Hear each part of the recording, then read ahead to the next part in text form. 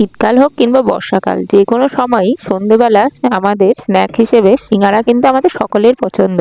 Hello বন্ধুরা, মুনমুনের রান্নাঘরে তোমাদের সকলকে জানাই স্বাগত। আর সিঙ্গারার জন্য প্রথমে আলুটা সেদ্ধ করে নিয়েছি, আর তার জন্য সিঙ্গারার জন্য একটা ভাজা মশলা বানাবো। তার জন্য নিয়েছি 5 ফোড়ন, ধনে, সাহা জিরে, অল্প তেজপাতা একটা, দুটো শুকনো লঙ্কা, আর দারচিনি আর এলাচ, আর ধনে, গোটা ধনে আর 5 ফোড়ন কিন্তু অবশ্যই দেবে, দিয়ে একটা ভালোভাবে গুঁড়িয়ে মশলা করে নিয়েছি।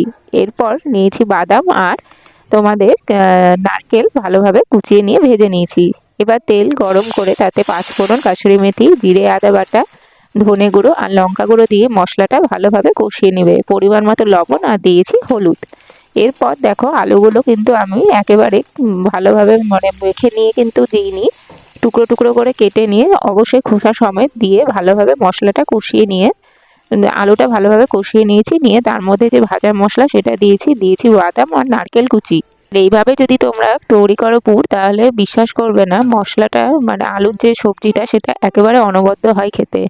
এদিকে সিঙ্গারার পুর তো আমাদের তৈরি হয়ে গেছে। এবার ময়দাটার মধ্যে লবণ, চিনি আর ঘি আর জোয়ান হাতে ম্যাশ করে দিয়ে ভালোভাবে মেখে নিয়েছি। মেখে নিয়ে তোমরা লম্বা লম্বা করে এটা বেলে নেবে। বেলে নিয়ে একটা চাকুর সাহায্যে মাঝখানটা অর্ধেক করে কেটে নেবে। কেটে নিয়ে তার উপরে একটুখানি জল দিয়ে কোণের মতো মুড়িয়ে নেবে। তাতে দেখবে জল দিয়ে মুড়লে তোমার মুখটা ফেটে যাবে না, সবজিগুলো কিন্তু তোমার বেরিয়ে আসবে না। এভাবে একটা একটা করে সিঙ্গারা আকারে তোমরা গড়ে নেবে, বেশ ভালোও লাগবে খেতে।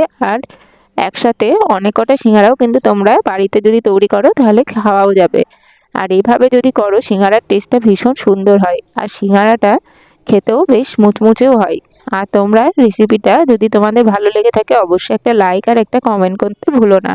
আর তোমাদের ওখানে সিঙ্গারা কেমনভাবে তৈরি হয় তা কিন্তু আমাকে অবশ্যই জানিও। আমাদের এখানে সিঙ্গারা তো এভাবেই বানানো হয়। আর এইভাবে সবকটা সিঙ্গারা গড়া প্রায় কমপ্লিট হয়ে গেছে। এবার কড়াইতে আমি তেল দিয়েছি। তেলটা কিন্তু একেবারে দমটা কমিয়ে হালকা একটু গরম হয়েছে, তারপরে আমি সিঙ্গারাটা কিন্তু দিয়ে দিয়েছি। আর সিঙ্গারাটা কিন্তু সবসময় তোমরা ঠান্ডা তেলে দেবে। আর আস্তে আস্তে ধীরে ধীরে দেখবে সিঙ্গারাটা প্রায় তৈরি হয়ে যাচ্ছে। খুব বেশি ঠান্ডা তেলে কিন্তু দিও না, তাহলে সিঙ্গারাটা কিন্তু ভীষণ কড়া হয়ে যাবে।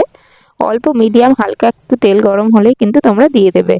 আর এইভাবেই তৈরি করে একবার দেখো, সিঙ্গারা ভীষণ খেতে ভালো লাগবে আর একেবারে অনবদ্য তৈরি হবে। আর শীতের সন্ধেবেলা এরকম লোভনীয় যদি সিঙ্গারা আমাদের সাথে থাকে তাহলে আর কি চাই বলো।